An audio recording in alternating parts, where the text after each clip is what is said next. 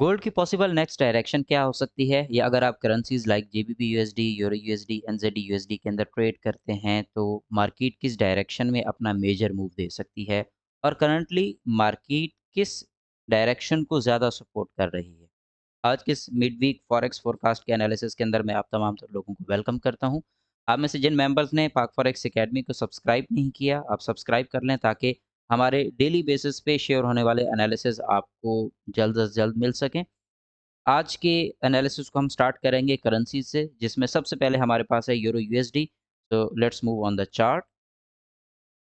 Euro USD के अंदर अगर हम मार्केट स्ट्रक्चर को देखें, that is very much important. जब भी हम ट्रेंड को आइडेंटिफाई करने की कोशिश करते हैं तो हमें H4 पे आना चाहिए। और H4 को अगर मैं प्रीवियसली एक ट्रेंडी डायरेक्शन के अंदर देखना चाहता हूँ, तो मुझे एक मेजर मूव को देखना पड़ेगा। अब इस मेजर मूव में यहाँ पे कुछ माइनर्स को मार्क करते हैं ताकि हम एक ट्रू डायरेक्शन को फाइंड आउट कर सकें। उसके लिए ये मेरे पास हाई, लो, अगेन हाई, लो, और यहाँ पे मार्केट अपने इस मेजर मूव का एक रिट्रेस देने के बाद थोड़ी-सी बुलिश गई और अब मार्केट दोबारा सेल डायरेक्शन को कंटिन्यू की हुई है। इसका मतलब ये है कि इस वक़्त हमारा जो डाटा है वो अपने हायर टाइम फ्रेम और लोअर टाइम फ्रेम दोनों ही सेल में अलाइन हो चुके हैं। दैट्स व्हाई यूरो यूएसडी के अंदर आपको सेलिंग अपॉर्च्युनिटीज़ ही देखनी चाहिए, जो कि लेवल 1 हमारे पास है 1.06241, और लेवल 2 जो सेलिंग टारगेट है 1.05964। ये 2 लेवल्स हैं। इन 2 लेवल्स के आसपास मार्केट आपको सेलिंग दिखेगी, तो लिहाज़ा यहाँ पे आपको फ़िल वक़्त सेलिंग अपॉर्च्युनिटीज़ को फाइंड आउट करना चाहिए। इसमें आपको छोटी-मोटी रिट्रेस मिल सकती है, लाइक ये टारगेट अचीव करने के बाद मार्केट थोड़ी-सी रिट्रेस करके अगेन अपने टारगेट को फुलफ़िल करे, तो ये यहाँ पे पॉसिबिलिटी है। अब चूँकि हम मेजर स्ट्रक्चर को यहाँ पे आइडेंटिफ़ाई करने की कोशिश कर रहे हैं, तो हमेशा H4 के ऊपर आपने जिस चीज़ को अपने एनालिसिस में ऐड करना होता है, वो होता है supply and demand. For that purpose team VC trading method ने आप तमाम तर लोगों के लिए एक बहुत ही ज़बरदस्त टूल यहाँ पे बनाया हुआ है, that is VC cumulative delta plus. ये आपको मार्केट में सप्लाई और डिमांड की अमाउंट को in the form of boxes बताता है। लाइक अगर आप ग्रीन बॉक्सेस को देखें, तो ये आपको अमाउंट ऑफ डिमांड रिप्रेज़ेंट करते हैं, और जो रेड बॉक्सेस हैं ये आपको सप्लाई प्रेज़ेंट कर रहे हैं। तो अगर मैं देखूँ तो यहाँ पे ओवरऑल डिमांड कंटीन्यूअसली डिक्रीज़िंग है और सप्लाई कंटीन्यूअसली इंक्रीज़िंग है।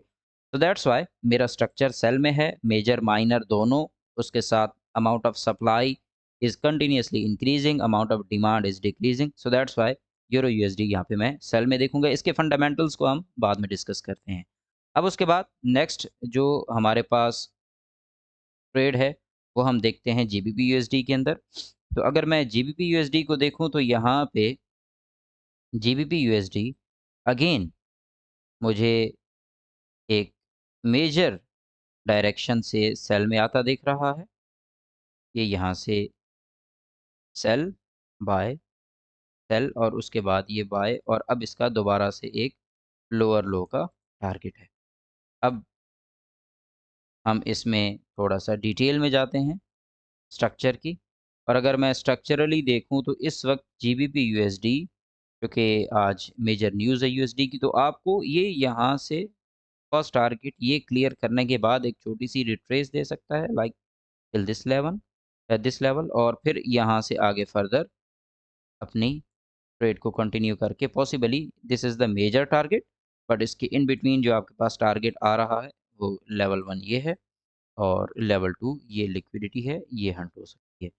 तो यहाँ पे आपके पास सेलिंग ज़ोन में ये 3 टारगेट हैं, और अब इसमें आपको सप्लाई एंड डिमांड बहुत वाज़ेह तौर पे नज़र आ रही है कि डिमांड बिल्कुल ना होने के बराबर है, जबकि amount of supply is too much. तो ओवरऑल अगर ये हल्का-सा बाय जाता भी है, तो आपके पास रिट्रेस की एंट्री है अनटिल और अनलेस कि ये मार्केट इस लेवल को ब्रेक एंड क्लोज़ दे देती है, तो फिर आप इसको बाय डायरेक्शन में देखें, but break and close. Next हम यहाँ पे यूएसडी कैड का एनालिसिस करते हैं। तो यूएसडी कैड को अगर मैं देखूँ, तो ये थोड़ा-सा अमूमन डिफ़िकल्ट पेयर समझा जाता है, बट यूएसडी कैड में हमारे पास मार्केट एक बाय डायरेक्शन को कंटिन्यू किए हुए है। अब इस बाय डायरेक्शन में ये मार्केट यहाँ से थोड़ी-सी रिट्रेस करके अपने नेक्स्ट टारगेट बाय डायरेक्शन को फुलफ़िल करेगी। स्ट्रक्चरली अगर मैं इसको देखूँ, तो ये एक स्ट्रॉन्ग बाय ट्रेंड में है और ये अपने इस टारगेट को मेजर टारगेट को अचीव करने के लिए जा रहा है। अगर amount of supply and demand को देखूँ, तो डिमांड कंटीन्यूअसली इंक्रीज़िंग है और यहाँ पे सप्लाई ना होने के बराबर है। अब एक बात याद रखिएगा कि जब भी यहाँ पे डिमांड बहुत ज़्यादा बढ़ जाती है, तो उसके बाद एक छोटी-मोटी रिट्रेस आती है, बट उससे आपने कभी परेशान नहीं होना। जस्ट लाइक अभी छोटी-सी रिट्रेस आ रही है, इस रिट्रेस को आने दें, उसके बाद मार्केट जैसे ही इस लेवल को दोबारा क्रॉस करे, आपको बाइंग अपॉर्च्युनिटीज़ यहाँ पे मिलेंगी। नेक्स्ट हम यहाँ पे एनालिसिस करते हैं यूएस ऑयल पे। अगर मैं यूएस ऑयल की करंट डायरेक्शन को देखूँ, तो यूएस ऑयल इस वक़्त एक हायर टाइम फ्रेम से यहाँ से सेल की डायरेक्शन को लेके बैठा है। लाइक यहाँ से अगर हम देखें, ये आपके पास एक मेजर मूव, उसके बाद ये इस मेजर का यहाँ से सेल मूव। अब ओवरऑल अगर मैं करंट सिनेरियो को देखूं, क्योंकि हमने इतनी मेजर ट्रेड्स तो नहीं लेनी होती, तो करंट सिनेरियो को देखते हुए मेरे पास इसका जो इमीडिएट टारगेट है, वो लेवल 1 यहाँ पे ये ज़ोन है और उसके बाद लेवल 2 है मेरे पास ये ज़ोन। इन 2 ज़ोन्स को टच करने के बाद हम एनालिसिस करेंगे कि मार्केट का नेक्स्ट मूव क्या हो सकता है। चूँकि मार्केट में ना अब ये देखें, ये इस वक़्त H4 का है। H4 में अगर आप नियरेस्ट बिल्कुल सिनेरियो देखेंगे, तो ये भी आपको बुलिश नज़र आ रहा है, ये भी आपको बुलिश नज़र आ रहा है। तो दैट्स व्हाई हम H4 पे राइट नाउ टारगेट 1 को हिट करने का वेट करेंगे। उसके बाद यहाँ पे आके हम एनालिसिस करेंगे और नेक्स्ट टारगेट 2 का 78 के आसपास आने का वेट करेंगे। ये मिड वीक एनालिसिस है। आगे आने वाले डेज़ में आपको इसके प्रॉपर आगाही दी जाती रहेगी। यहाँ देखें, डिमांड कंटीन्यूअसली डिक्रीजिंग और amount of supply continuously increasing. So very much simple, आपको सिर्फ मार्केट स्ट्रक्चर और इस तरह से लीडिंग टूल्स की जो है कन्फर्मेशंस रिक्वायर्ड होती हैं, जिसकी बेस पे आप अपना एनालिसिस कंप्लीट कर लेते हैं। फिर उसके बाद आगे फर्दर होती हैं ट्रेडिंग स्ट्रेटजीज़, जो मैं आज से स्टार्ट होने वाले बैच के अंदर शेयर करने जा रहा हूँ। आप तमाम तर लोगों को डिस्क्रिप्शन के अंदर एक कम्युनिटी लिंक प्रोवाइड किया गया है। आप उस लिंक को जॉइन करके एडमिन से बातचीत कर सकते हैं, मुझसे बातचीत कर सकते हैं, ताकि अगर आपको लर्निंग में कहीं भी कोई डिफ़िकल्टी है या ऑलरेडी आपके पास ये टूल्स हैं या आप ये टूल्स लेना चाह रहे हैं, तो उसकी एक्सेस आपको मिल जाए। नेक्स्ट अब हम मोस्ट फ़ेवरेट, आप तमाम तर लोगों का फ़ेवरेट, जिसका अभी तक आप इंतज़ार कर रहे हैं, गोल्ड। गोल्ड पे हम यहाँ पे अपने एनालिसिस को परफ़ॉर्म करते हैं। गोल्ड से रिलेटेड 2 से 3 प्रीवियस फ़ोरकास्ट भी आप लोगों के साथ शेयर की हैं। अगर मैं गोल्ड को ओवरऑल देखूँ, तो मैंने कई मर्तबा ये बात आप लोगों से की है कि गोल्ड एक मेजर बाय में मूव देने के बाद रिट्रेस की एंट्री ले रहा है। अब इस रिट्रेस की एंट्री में हमें H4 के अगर हम टारगेट को देखें, तो H4 का टारगेट 1 गोल्ड ने अचीव कर लिया है और इस वक़्त गोल्ड अपने टारगेट 2 की तरफ है, जो कि मैंने प्रीवियस फ़ोरकास्ट के अंदर आपको मेंशन किया था कि गोल्ड 2269-68 के आसपास यहाँ पे आएगा। तो अब गोल्ड आई थिंक 2000 एंड जो इसने लास्ट लो लगाया है इस वक़्त 2280 का लगाया है। तो सून ये इस लेवल की यहाँ से लिक्विडिटी को हंट करेगा।